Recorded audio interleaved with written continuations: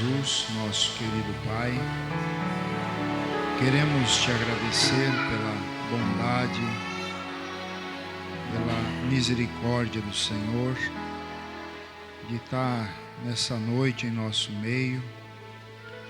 Podemos sentir a sua presença de uma maneira simples, mas notória, Pai, porque aonde estão seus filhos congregados no seu nome, ali o Senhor sempre está presente, Pai. E é por isso que nós temos a convicção que o Senhor está aqui nessa noite, para ajudar a cada um segundo as suas necessidades. Pai, obrigado pela vida que nos concedeste, obrigado pelo pão de cada dia, pelo vestuário, pelo trabalho. Te agradecemos até mesmo pelas lutas, Pai, pois são através delas que nós somos coroados de vitória. Ó Deus, obrigado por tudo que o Senhor tem feito a cada um de nós, mesmo que muitas vezes não somos merecedores de nada, mas o Senhor é bom para conosco, Pai. Inclusive a oportunidade de estarmos nessa noite assentados em lugares celestiais em Ti, ó Pai. Pedimos que o Senhor fique conosco, meu Pai. Como os discípulos lhe pediram, fica conosco, é o que nós pedimos nessa noite. Fica conosco, Senhor. Que a Sua palavra ela tenha livre curso, liberdade, Pai, em nosso meio. E fala conosco, Pai, nos ajude através dessa ferramenta que é a palavra do Senhor. Molda-nos, Pai, conforme a Sua perfeita vontade, Pai. Retira de nós, Senhor, nossos gênios maus, nossos temperamentos humanos, e coloca em nós a natureza, Senhor, do Seu grande Espírito Santo, Pai, para que possamos ser mais humildes, mais compreensivos, mais obedientes, ó Pai. É o que nós viemos te pedir nessa noite, meu Deus. Pois quando olhamos para nós mesmos, Pai, se sentimos tão fracos, tão desanimados. Mas quando olhamos para Ti, Senhor, nós vimos que podemos, Pai, que nós conseguimos. Pois em Ti se encontra a vitória para o verdadeiro Filho Seu, Pai. Por isso que o Seu apóstolo Paulo disse que era para nós olhar para o Senhor, que é o autor e consumador da nossa fé.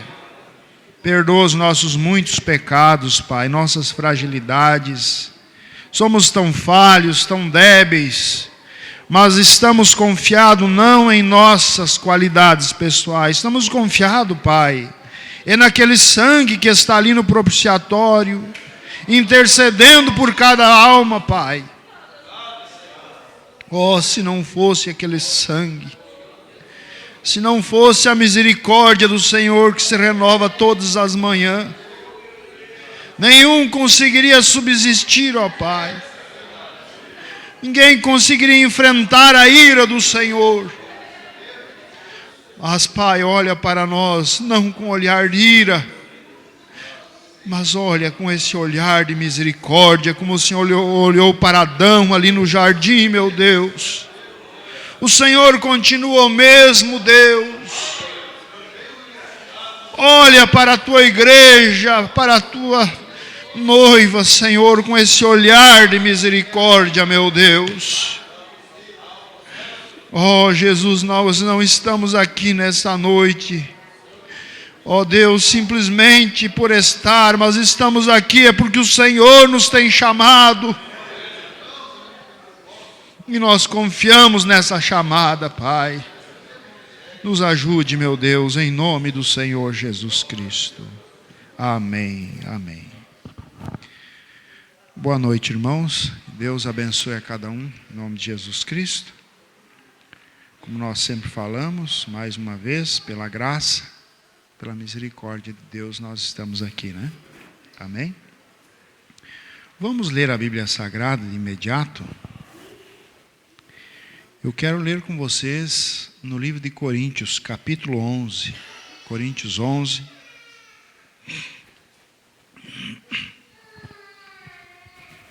E no versículo, creio que é o 30.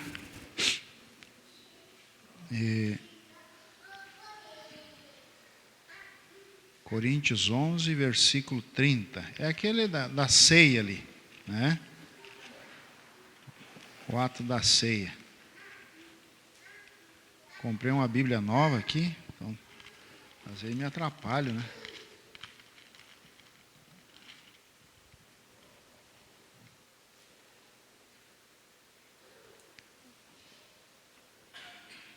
Versículo 30.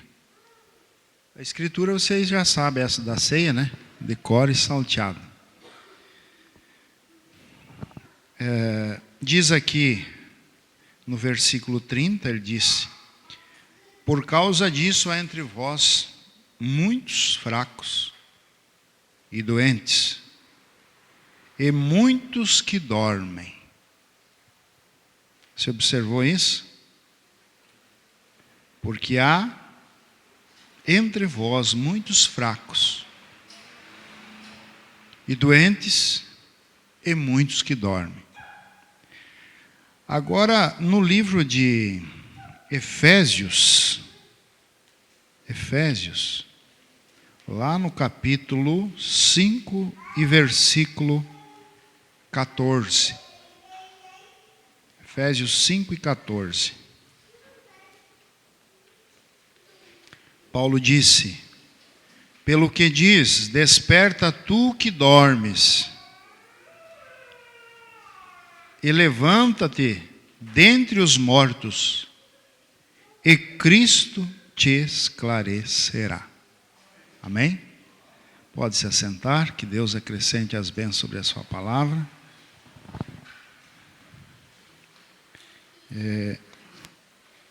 O pastor pediu para mim ficar com a igreja no final de semana, era para mim estar ali no roteiro. Ele disse: eu quero que o senhor fique com a igreja, que eu vou fazer o roteiro. Eu disse: então vamos acatar a ordem, né? Somos subordinados e cremos que Deus, Ele está no assunto e vê tudo, né? Ele vê todas as coisas. Vocês creem assim, irmãos? Vocês estão bem nessa noite? Você viu aqui, ó? Tem que despertar. Não dá para dormir, né? O pastor Joel uma vez disse: olha, quem dormir aqui vai ter que pagar R$10, né? E eu acho que essa proposta ainda continua, né? Não pode dormir. É só as crianças, né? As crianças ainda nós damos relevante, né? Essa semana eu estava ali e me veio uma inspiração. E o profeta diz que cada pregador deve ter uma inspiração. E eu creio que os pregadores, eles têm tido essas experiências. Às vezes você não tem nada, né? Daqui a pouco desce, né? Aquilo ali. E não só os pregadores, a igreja em si, né? Em tantas inspirações que vêm, né? Mas principalmente os pregadores que estão ali na frente, né? E me veio essa escritura, essas duas escrituras. E o título da minha mensagem é uma pergunta: mortos ou dormindo? Se eu não conseguir concluir, eu quero ir bem devagar aqui, porque é a minha maneira, entendeu? Tem um que é mais eloquente, outro pula mais, outro pula menos, mas eu creio que o suprassumo é a palavra, não é verdade? Cada um tem uma maneira. E eu quero ir bem devagar aqui, mas que isso possa trazer um benefício para cada um nessa noite. O profeta diz: você tem que sair daqui, vai sair de duas maneiras, né? Você sai melhor ou pior, mas eu, olhando pelos olhos da fé, eu creio que você vai sair daqui melhor, né? Mortos ou dormindo? Você sabe que o profeta nos mostra que a palavra morte, ela significa separação. Separação. E nós observando biblicamente, enquanto Adão ele estava alinhado com a palavra, não havia morte, não é isso? No momento em que ele quebra aquele elo da corrente, ele teve que ser separado de Deus. Teve que ser separado de Deus. E você vê que Adão ele não viveu mais eternamente, passou a viver uma vida temporária, né? Porque entrou a morte. Se você observar, depois daquele acontecimento, a sentença a qual Deus deu para Adão, deu para Eva, deu para a serpente, deu para a terra, você vê ele sendo expulso da presença de Deus. Que coisa triste, irmãos. Que coisa triste, né? Ele sendo expulso da presença de Deus, e a Bíblia diz que ainda Deus colocou 2 querubins, né? 2 querubins ali na porta de entrada, para que ele não voltasse naquela situação em que ele estava de pecado. A Bíblia diz bem claro, bem objetiva, para que ele não voltasse a comer da árvore da vida. Já pensou, irmãos? Vê como Deus faz as coisas que para a mente humana é um contraste, né? Mas Deus sabe como faz. Se fosse você, tadinho do meu filhinho, vem aqui, vou paparicar. Não. Vem aí, daqui a pouco o filhinho estava comendo da árvore da vida lá. Naquele estado. Já pensou uma vida de 100 anos? Já cheia de dor. Tudo meio cotengo por aí, né? E já pensou viver eternamente assim? Dói aqui, melhora daqui, dói ali. E é decepção, é problema, é dificuldade. Viver eternamente. Então Deus separou da sua presença e ainda colocou guardas ali para que ele não tocasse daquela situação. Só que aqui observamos que entra o grande projeto de Deus de fazer um caminho de volta. E esse caminho chama-se Jesus Cristo. E essa árvore da vida, que o homem então não podia comer, agora ele tem que comer dela. Você vê? Antes não podia tocar, né? Agora quem não tocar, perece. Porque até então não tinha um caminho, mas agora tem um caminho. O caminho de Deus provido para nós, não é? O profeta pregou uma mensagem assim. E que caminho é esse? Da denominação? Cristo. Eu sou o caminho, a verdade e o quê? A vida. É nisso que eu quero que vocês fixem a mente nessa noite. Fixem seus corações. O que é a morte? A morte é a ausência da vida. Porque no momento que a vida vai saindo, a morte vai entrando. Não é isso?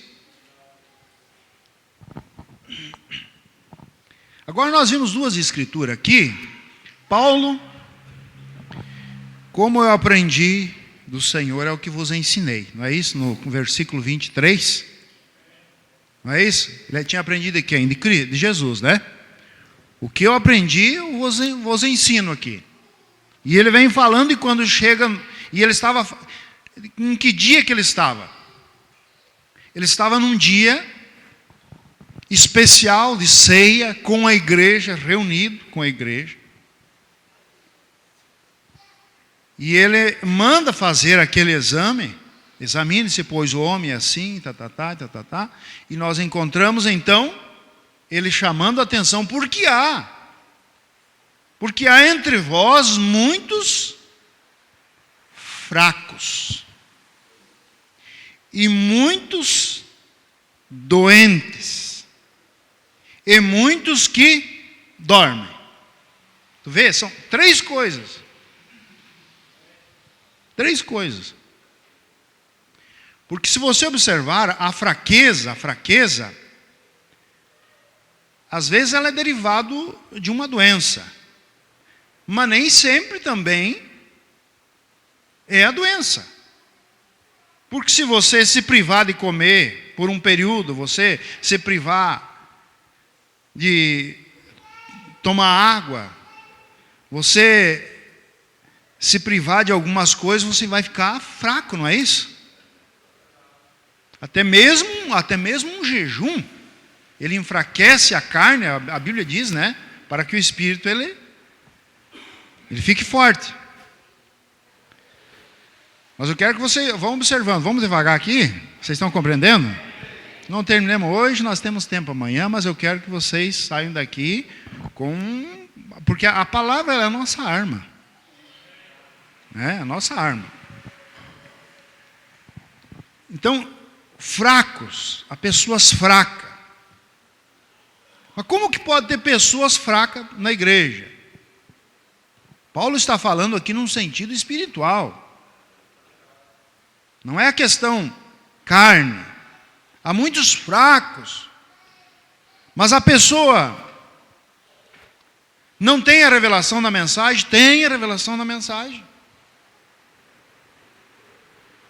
Mas então por que está fraco? Porque ela não está se alimentando. Ela não está comendo como deveria comer. Um exemplo tenho meu pai baixa um hospital, o maior problema dele, que vira a maior doença, é a fraqueza. Porque ele se priva de comer, eu não como, e daí uma coisa ruim vai puxando outra coisa ruim. E não é diferente, se a pessoa não se alimenta bem, ele começa a ficar fraco. E ficando fraco, ele fica vulnerável a doenças. Daqui a pouco a pessoa, de tão fraco que ele está, seu organismo, não é isso que o médico disse? Teu organismo está muito fraco, rapaz. Né? E daí ele já passa a obter doença, começa a ficar doente. Amém? Vocês estão compreendendo? E é isso que Paulo está chamando a atenção da igreja, porque há entre vós muitos fracos, doentes e muitos que dormem. Então são situações que eu passei e muitas vezes passo. Porque é o que Paulo diz, quando eu penso que estou forte, eu estou fraco. Não é isso? E quando eu penso que estou fraco, não é que eu estou forte. Não é um paradoxo isso aí?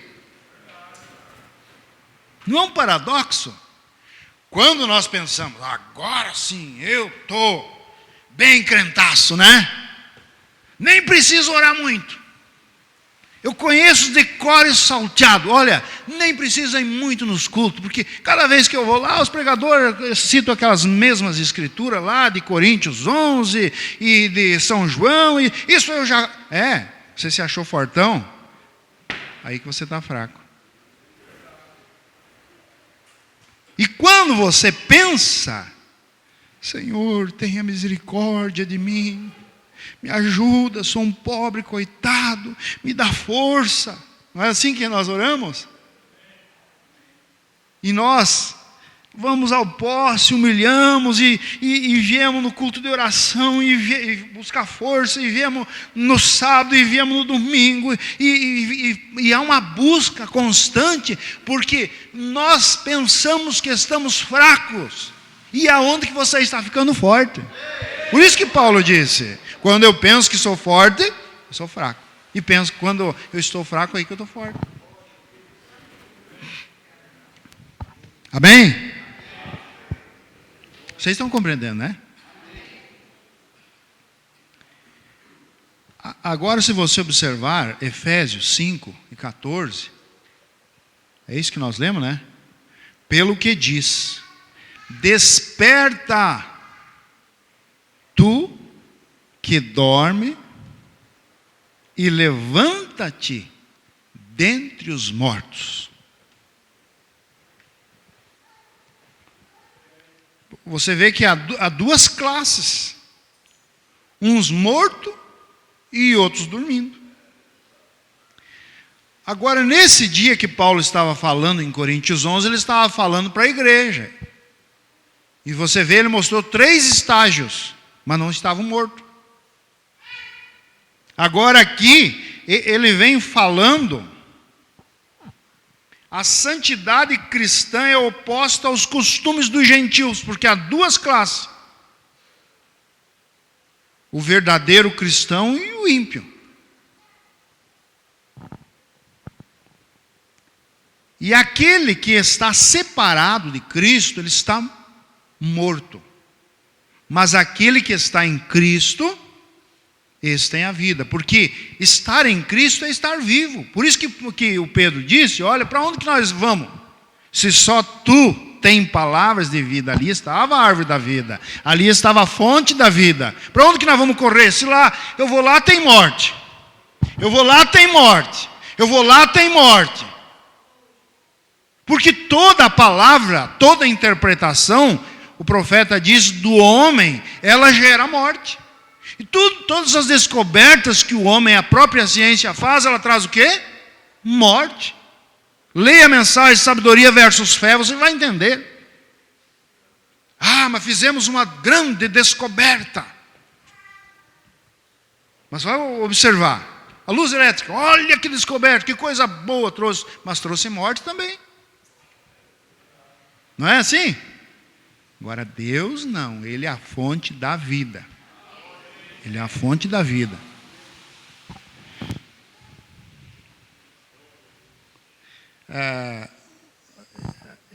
Muitas vezes é difícil, por isso que nós temos que estar atentos. Como diz um velho ditado aí, nós temos que estar ligados. Se você, irmãos, deixa eu dizer assim, cada culto você pega uma porcentagemzinha. E se você não está acordado, você não está desperto, você perde aquilo ali. E você passa zanzando, sábado, domingo, e veio de melhorar, parece que piorei, não é assim que tem? Às vezes tem gente, parece que quanto mais vai na igreja, parece que está piorando. Muitos já me disseram isso. Mas por quê? Porque não está desperto. É o que desperta. Tu que dormes. Não pode estar dormindo. Tem que estar despertado. E o que desperta? O que desperta um crente não é grito, não é pulo, é a palavra. É o conteúdo da palavra, isso desperta o crente. Uma vez Eliseu estava ali na escola dos profetas ali, e foram fazer um sopão lá, né? E você sabe, tempo meio escasso, um trazia uma coisa daqui, outro trazia uma coisa de lá, e vamos fazer um sopão aí. E alguém meio desinformado, não conhecendo a coisa, que é a escola dos profetas, né? Deveriam ser todos bem dotados de conhecimento em todas as áreas. Escola dos profetas, não era escola de qualquer nível ali, né? Mas tinha um que estava, acho que meio dormindo, foi lá e busca uma erva venenosa. E chegou e largou ali no meio na panela, o que diz a Bíblia, né? Está lá no livro de Reis 4:38, tema de casa. Você pode chegar em casa e ler.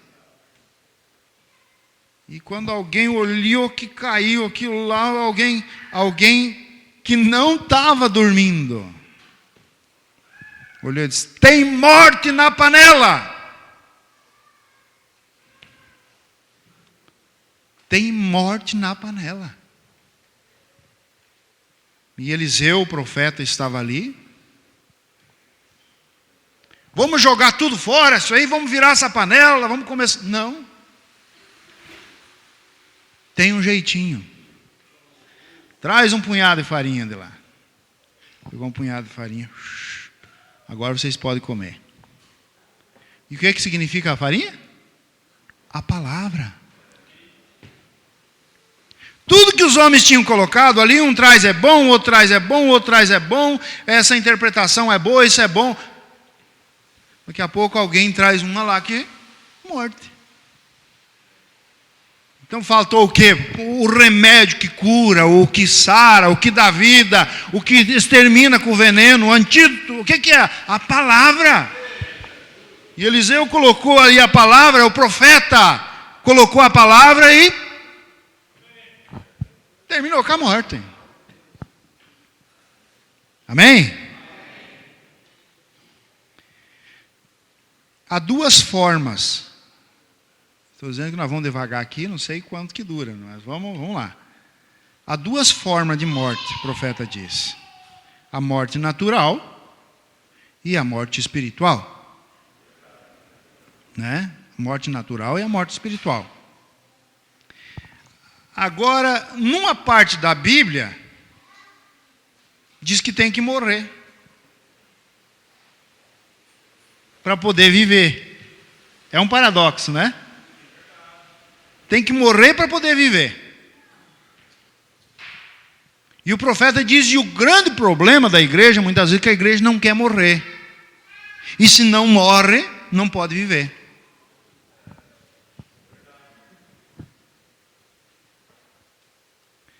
Certa vez Jesus estava ali, a Bíblia diz isso, eu creio que lá em...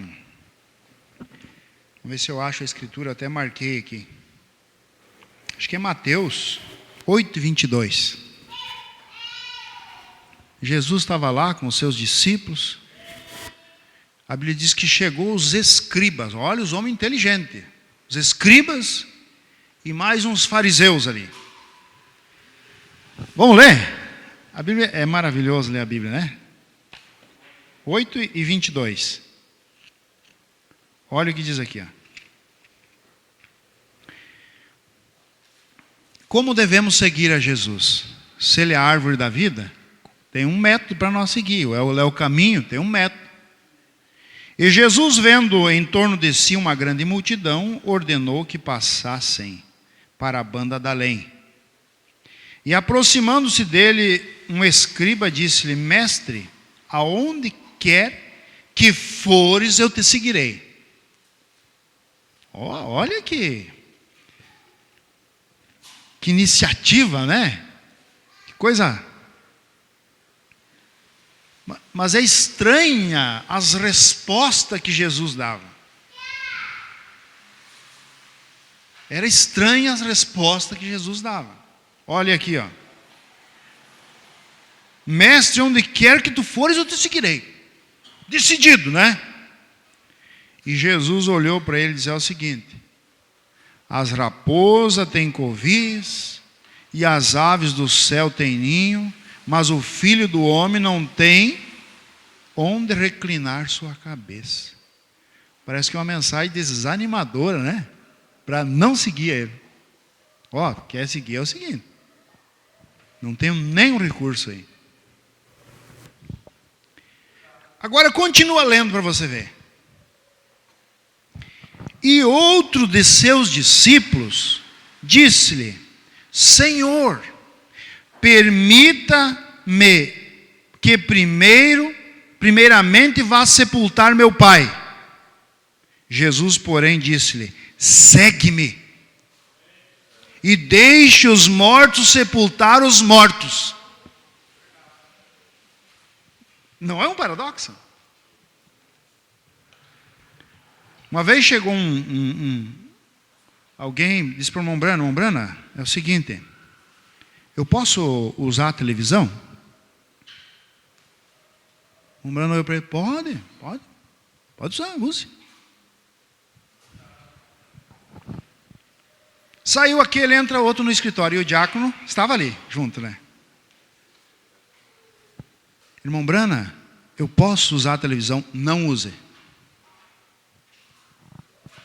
Sai aquele, o diácono já foi, mas como é que, em outras palavras, que hipocrisia é essa? Né? Chega um irmão aqui, o senhor diz que pede para usar a televisão, o senhor diz não usa. Chega o outro aqui, diz para um não usar, o senhor usar. O outro não usa. E aí, como é que fica? É que é o calibre de espírito, o profeta disse. Um veio aqui me comunicar.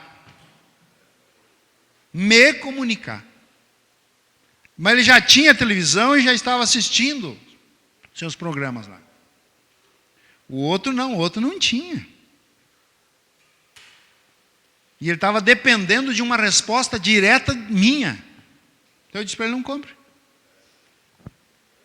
Viu como é que é a coisa? Se nós observarmos aqui, fazendo juras, eu te seguirei aonde quer que tu fores. Deus, quer seguir? Tem problema aí, não tenho aonde reclinar minha cabeça aí. Teste, e aonde as pessoas, o que não é revelado, que ele está só por interesses pessoais, quando ele vê uma coisa dessa, ele desiste. Mas desiste mesmo. Não, mas se é assim, não vale a pena, né?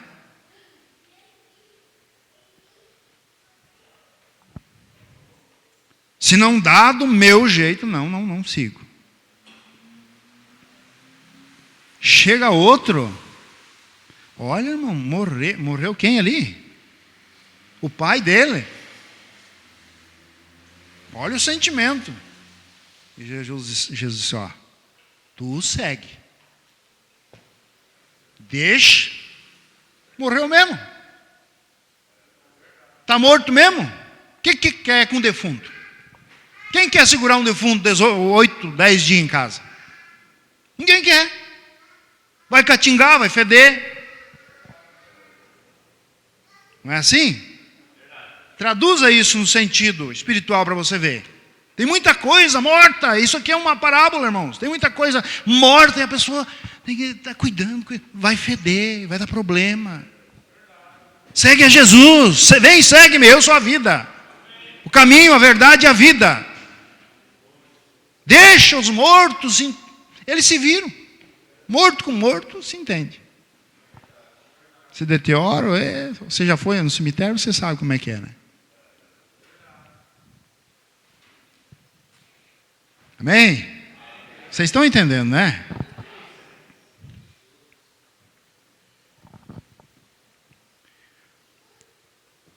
A ausência da vida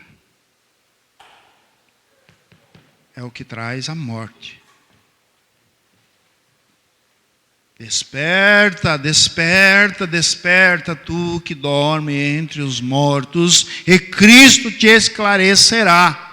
Nós traduzimos isso aqui para uma mensagem evangelística. Nós estávamos lá na denominação, e realmente é assim também. Nós aplicamos dessa forma. Nós estávamos lá na denominação, e a trombeta do evangelho despertou, e nós levantamos dentre os mortos. E Cristo nos esclareceu a mensagem da hora. É bom? É. Mas parou por aí? A trombeta continua tocando, e nessa noite, ela tocou há 25, 27 anos atrás para mim, mas nunca parou de tocar. Ela continua insistentemente nos despertando. A trombeta do evangelho não é que tocou e se calou, não. Os selos, a trombeta dos selos 63 foi para fazer o quê? Reavivar a noiva. Muitos confundem, muitos nem entendem o que é reavivamento. Quando uma pessoa está quase morrendo, dá um infarto, dá um problema, você leva lá no hospital, né? Ele não está morto. Ele está vivo ainda, está ou não está vivo? Só que ele está com problema. A morte está ali, brigando com a vida. E você sabe que às vezes quando a pessoa está num estado quase passando para o outro lado, lá sabe o que o médico faz? Ele pega uns negócios lá, e encosta no peito da pessoa ali. Não sei se alguém já passou por esse problema aí, né? Mas é complicada a coisa. E ele encosta lá e dá um choque, mas choque, não sei quantos volts tem aquilo ali, ó. Quase como ligar numa tomada. Bom, a pessoa chega a pular para cima, assim, ó. Para quê? É para matar ele? Não, é para reavivar ele, reanimar ele. Muitas vezes a pessoa está num estado assim, Deus tem que dar um choque da palavra. Se acorda, desperta. E as pessoas entendem muitas vezes que o reavivamento é simplesmente pular, gritar, emoção. Esse foi o que aconteceu, o profeta disse, na América com os pentecostais. O último avivamento que os pentecostais tiveram foram esses dons aí. Mas depois acabaram fazendo o quê? Morrendo.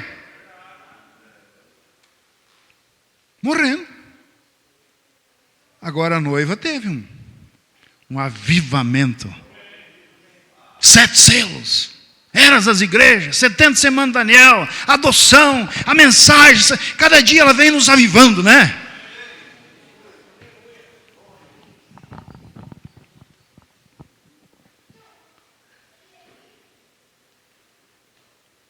Jesus chega no sepulcro de Lázaro. Olha, eu estou falando falando do paradoxo. Você vai dizer, paradoxo, sim. O profeta pregou uma mensagem paradoxo. Para a mente humana é um paradoxo.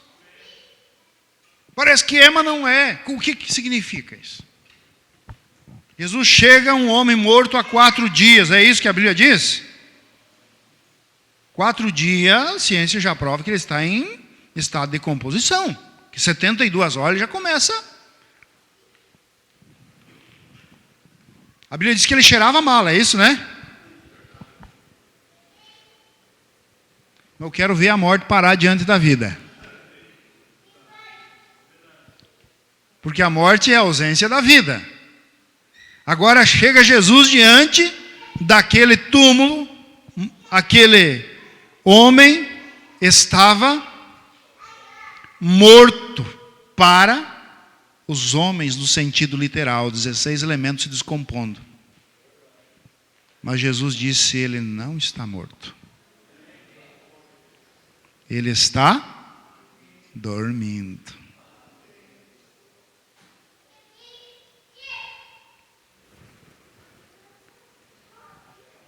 E simplesmente Jesus o chamou e ele veio. Despertou ele, acordou. Porque ele era a palavra. Ele era a palavra ou não era a palavra? Era a palavra. A palavra veio e despertou ele daquele sono. Desperta, tu que dorme. Agora você vê lá no livro de São Mateus 15, o discurso de Jesus com aqueles fariseus.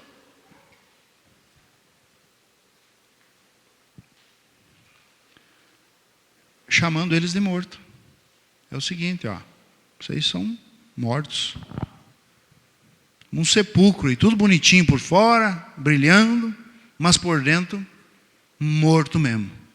É aquele velho ditado, é os morto-vivo. Né? E o outro vivo-morto. Não é assim? E é o que acontece.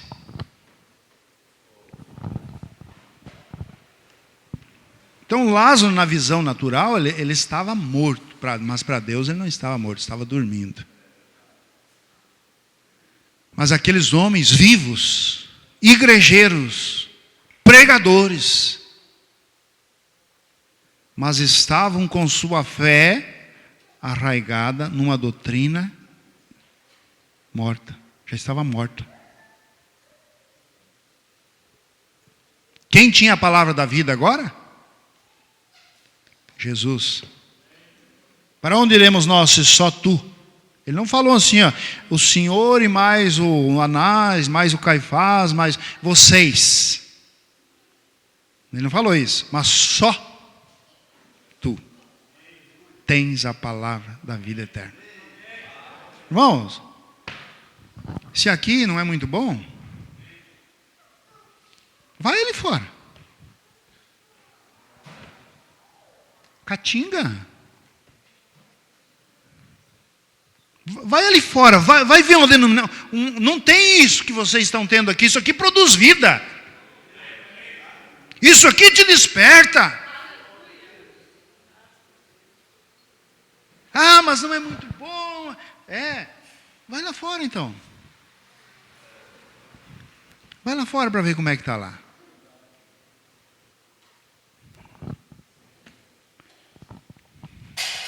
Na mensagem, o segundo selo, quero que você observe aqui, o profeta falando, 201. Quero que você observe isso aqui, ó. Agora, como Satanás, ele se encarnou em 3 estágios que gera a morte. Assim também, como a vida, ela tem 3 estágios. Você vai observar aqui. A morte tem 3 estágios. E a vida também tem 3 estágios. Olha aqui, ó. 201. Vou marcar aqui para não perder. Agora, Satanás se encarnou primeiramente de anticristo. É um estágio. Contra Cristo. E contra Cristo é princípio de morte, é ou não é? Depois de falso profeta. Uma mensagem errada, ela produz morte. Irmãos, as tuas fraquezas, as tuas debilidades, muitas vezes, elas fazem você se aproximar de Deus. Como eu falei anteriormente, às vezes quando pensamos que estamos fracos, você olha para você mesmo, eu estou fraco. Não, ela te leva a você, a fonte da vida. Porque quando tem o problema, que tem a dificuldade, é que nós oramos mais, nós se aproximamos mais de Deus, não é assim? Agora eu quero que você observe aqui, ó. Então, primeiro estágio da morte foi o anticristo, é estar contra Cristo. É antipalavra.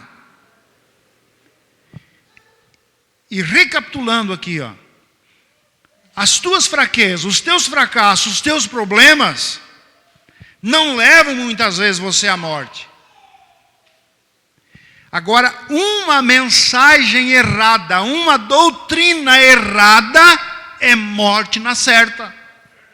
Porque um falso profeta, ele está incumbido no segundo estágio da morte. Olha o que diz aqui, ó.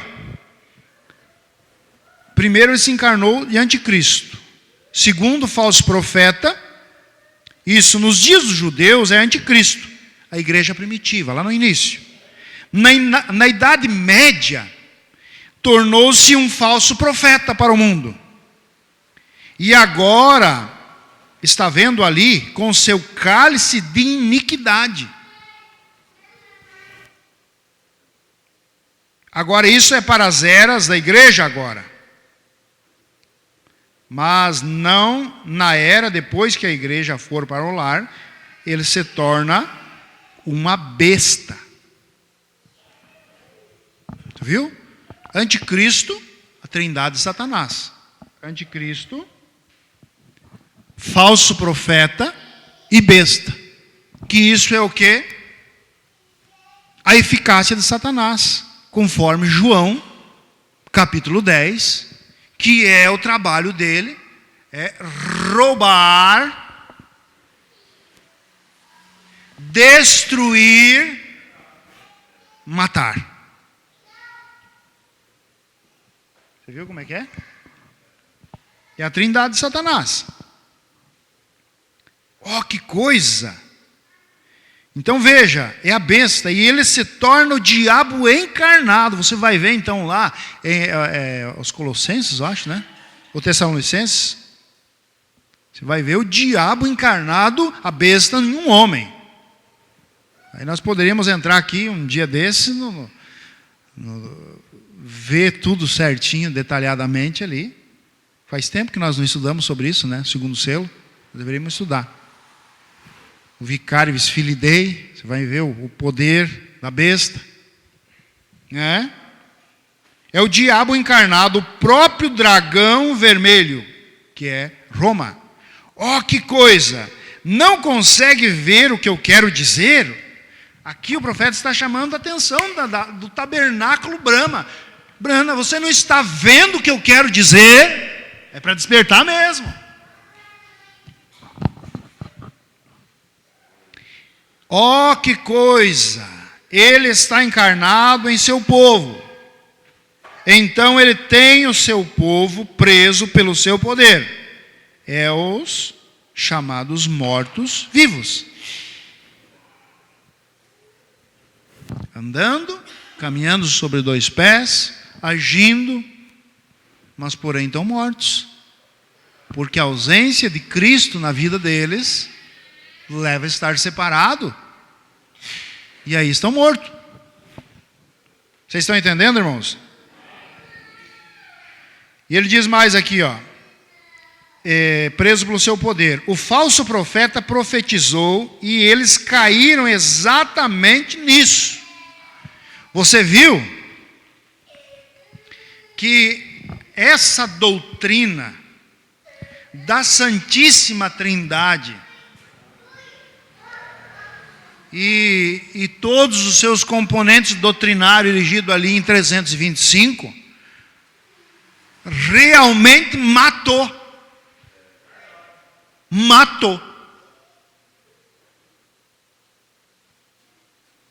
E você vê hoje que a morte percorreu o mundo, está aí, ó. Matou e continua matando, porque ela é um poder. A besta quer dizer poder, é um poder. Olha aqui, ó. O falso profeta profetizou e eles caíram exatamente nisso. Entrega-os à operação do erro. Quer dizer, no início foi um dito, não é isso? O anticristo. O profeta fala na mensagem. Anticristo. Daí, lá no início foi um dito. Mas daquele dito ele passou para um segundo estágio da morte, a ser uma doutrina, a qual foi editada em 325 e começou a sua ação. E ela vem matando as pessoas.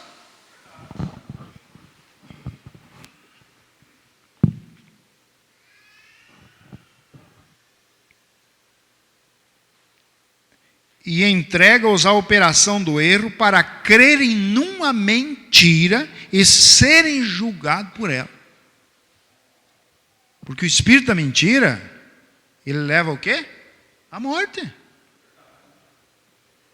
Mas o espírito da verdade leva a vida. Então, esses chamados vivos mortos, eles foram seduzidos e Deus os entregou às suas dissoluções. A Bíblia diz, seus prazeres, suas concupiscências, para crerem cada vez mais na mentira para que sejam julgados. Como é que Deus vai condenar uma pessoa que creu na verdade? Viu como é que é as coisas?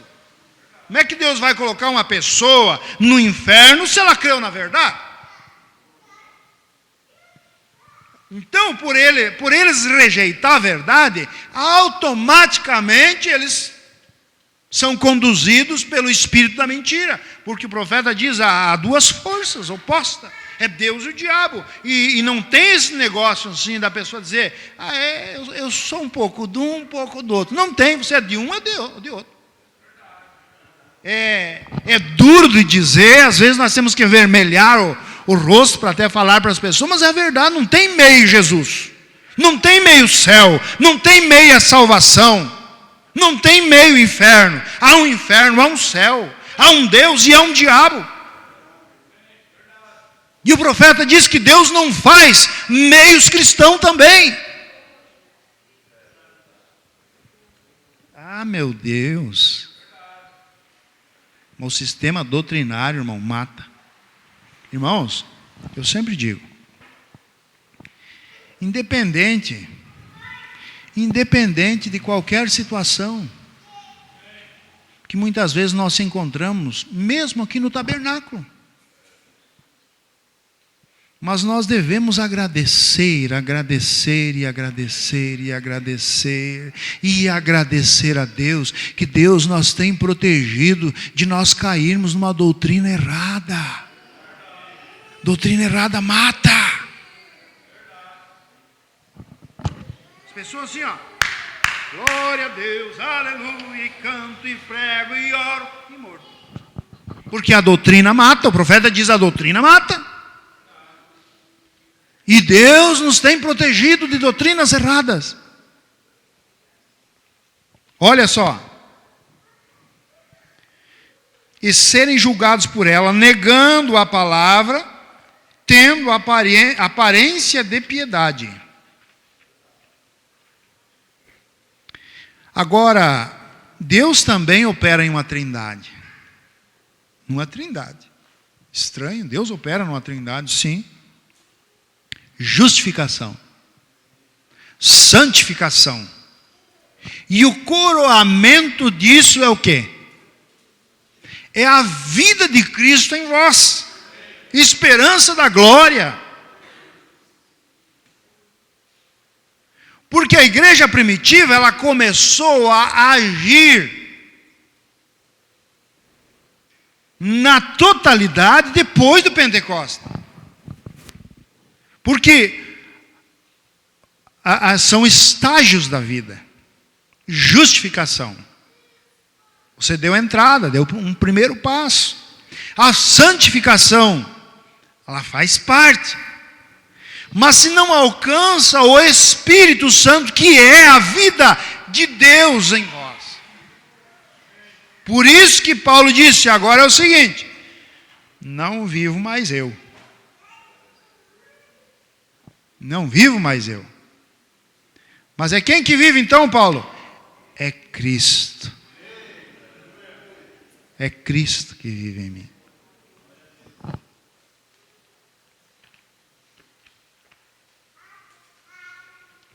Eu estou sem relógio aqui. Por favor, me ajuda aí. Que hora que é aí, irmão Adão? 8:55. Dá para ir mais umas 2 horas, né? Tá pouco, amém aí, né? Então veja, Deus opera em uma trindade também. A mesma coisa, o diabo está num tipo como Cristo, o Satanás se encarna. Agora observe, quando Jesus se encarna em seu povo, a própria vida que estava em Cristo, agora ele está na pessoa. A vida de Cristo em vós. Ah, mas eu me sinto tão fraco às vezes, tão desanimado. É. Por que isso? Agora nós trazemos para o Coríntios 11. Digamos que aqui seja o fogo, né? E você está aquecido no fogo. E aquele calorão, e você tira casaco e você está suando em roda do fogo, né? O resto é gelo, porque você sabe que o símbolo da morte é gelo, né? Não é assim? Os antigos mesmo diziam, né? A morte é gelada, é um negócio gelado mesmo, né? E o Pentecostes é o símbolo do fogo, não é isso? Fogo do Espírito Santo, é vida. Ele aquece, ele aviva. E aqui é o fogo. E você está no fogo. E está aquecido. Mas daqui a pouco você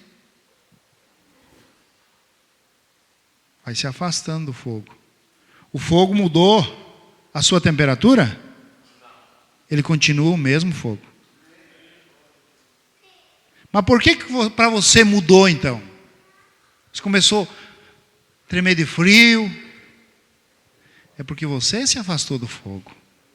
Jesus Cristo é o mesmo ontem, hoje e eternamente. O problema é que nós temos os nossos, muitas vezes, a vida é assim do cristão, né? Os altos e baixos, muitas vezes nós olhamos nos altos, nós estamos ali, ó. Não falhamos um culto, não deixamos de ler a Bíblia, estamos acompanhando cada mensagem, né? Se tem problema, daí que nós vamos na igreja, porque você sabe o que o diabo faz? Às vezes ele leva a pessoa a pensar que o problema tem que afastar ele da igreja, afastar de vir nos cultos, afastar de ser uma adoradora. Eu estou com problema, por isso que eu parei de ir na igreja. Mas daí, olha irmãos, a mente, daí que tem que ir.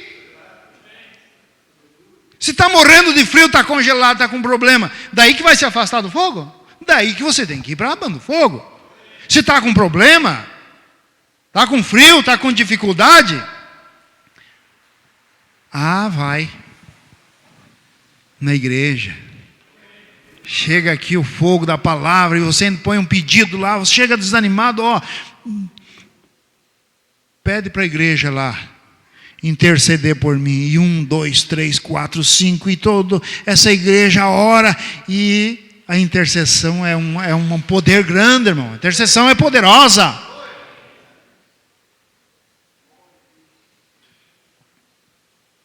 Você se anima de novo, se aviva de novo, desperta de novo. Não é assim? Olha aqui, Daí diz o profeta então: o que aconteceria se você tirasse a vida de uma videira e a pusesse numa aboboreira? O que aconteceria? Ela já não daria mais abóbora, mas daria uvas. Que é questão de vida. Você entende? Mas eu aceitei a Cristo, mudou a forma do meu corpo? Não, continua mesmo. Mas a ação é outra. Por quê? Porque há uma vida diferente dentro de você. Agora aquela natureza da boboreira tem que morrer. Tem que morrer. Então tem que morrer para viver. Não é isso? É a doutrina bíblica. Morrer para viver.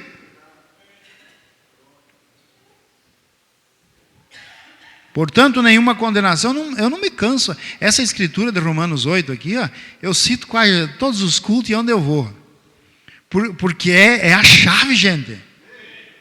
Portanto, nenhuma condenação há para os que estão em Cristo Jesus. Porque nele se resume tudo. Nele se resume tudo. Cristo é a vida. Cristo é a salvação. Cristo é a cura. Cristo é o perdão. Cristo é a paz. Cristo é a água. Cristo é o pão. Você está em Cristo? Daí eu estou com fome. Mas como você está com fome se você está em Cristo? Eu estou com sede. Mas como que você está com sede, morrendo de sede, se você está na fonte?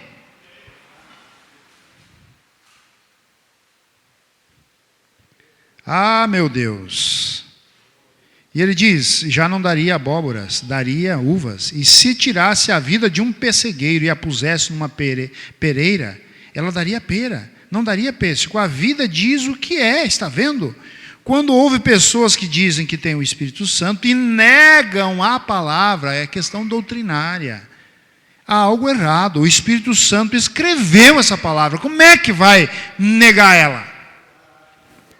E Jesus disse: se alguém tem meu Espírito nele, ele fará as minhas obras. Querem ler isso? Querem anotar? É São João 14, 12. Sim, muito bem. Aquele que crê em mim também fará as obras que eu faço. Até mesmo mais do que isso fará. Porque eu vou para meu Pai, está vendo? Então ele o santifica e limpa de modo que possa se pôr diante de Deus. Aquela gota de tinta cai ali e leva para o outro lado do abismo. Está vendo? Agora observem, Satanás, quando ele se encarna em seus súditos, eles fazem a obra que ele fez. Qual é o papel do diabo? O que ele fez? Veio direto àquela mulher inocente para enganá-la. E é exatamente o que algum deles, demônios, fazem. Entram em certo lugar e dizem: um pequeno pastor começa em algum lugar, chegam e dizem: se você se unir a nós, a mesma obra diabólica, agora essa é a verdade. E quando Satanás se encarna em uma igreja para ser um diabo, então eles são os que cometem os assassinatos e as matanças e assim por diante, porque, para começar, Satanás é um assassino, ele é um mentiroso. Você viu onde que o irmão Brando quer chegar? Não é aquele assassinato que dá no rádio ali, fulano deu uma facada lá. A denominação, ela mata muito mais do que os crimes cotidianos aí, porque ela mata a alma das pessoas. Vamos colocar de pé? Vamos orar? Amém? Te ajudou? Senhor Jesus, nosso Pai, estamos gratos pela vida que nos concedeste. O Senhor sabe que de nós mesmos, nós não temos vida própria. Mas quando estamos ligados em Ti, Pai, aí nós podemos produzir os frutos ao qual provém do Senhor. Jesus, ajuda a nós conscientizar de que precisamos mais e mais e mais e mais do Senhor em nossas vidas. Pai, eu sempre tenho falado, sempre tenho mencionado na Tua palavra, Pai, que nós como seres humanos não somos nada, apenas uma colher de pó ambulante nessa dimensão. Mas ao mesmo tempo, olhamos na Sua palavra e podemos entender que nós somos muito mais do que vencedores. E a coisa mais importante que há nesse mundo são os filhos e as filhas do Senhor. Pai, nós somos identificados por aquilo que nós cremos. E nós não estamos crendo numa doutrina morta, mas estamos crendo nessa doutrina, a qual é do Senhor. Não foi erigida, Pai, num seminário, mas foi a mensagem libertadora que o Senhor trouxe para nós, Pai. Essa mensagem que expulsa a morte e traz a vida. Por isso, Deus, nos ajude a sermos cada dia melhores. Perdoa os nossos pecados, nossas debilidades, ó Pai. Me ajuda, Pai. Ó Deus, desperta-nos. Muitas vezes estamos dormindo, estamos doentes, estamos fracos. Mas o Senhor é o grande médico dos médicos. É aquele que cura o doente. É o que desperta.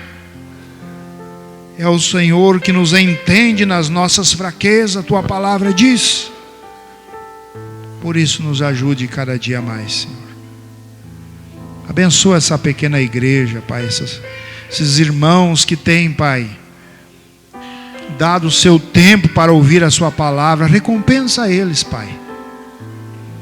Transmita, Senhor, a vida que há em Ti para cada um dos Teus filhos, para que possamos andar certos diante de Ti, meu Deus. Repreenda a morte do nosso meio.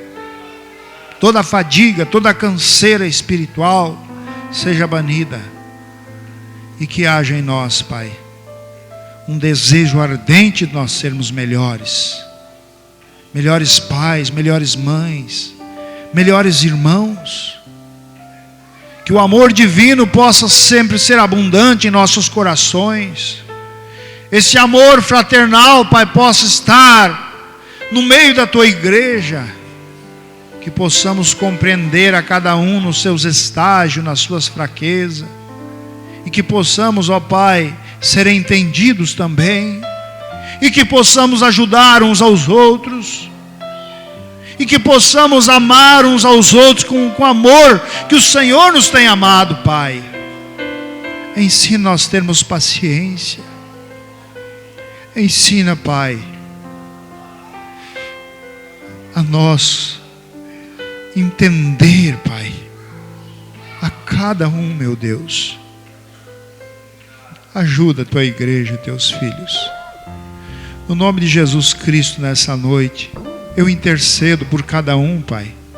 Aquele que está doente, nós repreendemos a doença, não importa o tipo de doença, o Senhor é o médico dos médicos. Toda fraqueza, toda angústia, toda dor, toda decepção está repreendido pelo nome do Senhor Jesus Cristo, Pai. É o que nós pedimos nessa noite, Pai. Nos ajude, Senhor. E agora nos despede desse culto, mas não da Sua presença. Nos dê uma noite de descanso, um novo dia, Pai, de amanhã, se houver. Que a graça, a misericórdia do Senhor, ela se estenda sobre nós. E que amanhã à noite possamos voltar aqui, Pai, animados, encorajados, porque o Senhor que nos encoraja. Muitas vezes olhamos para nós, a canseira, os problemas, dificuldade, e nós nos desanimamos. Mas o seu grande Espírito Santo vem e fala dentro dos nossos corações, diz: vai, filho, vai. E nós viemos e saímos daqui melhores, animados, avivados, Pai. Obrigado, meu Deus. É o que nós pedimos e é o que nós agradecemos, em nome do Senhor Jesus Cristo. Amém, Senhor.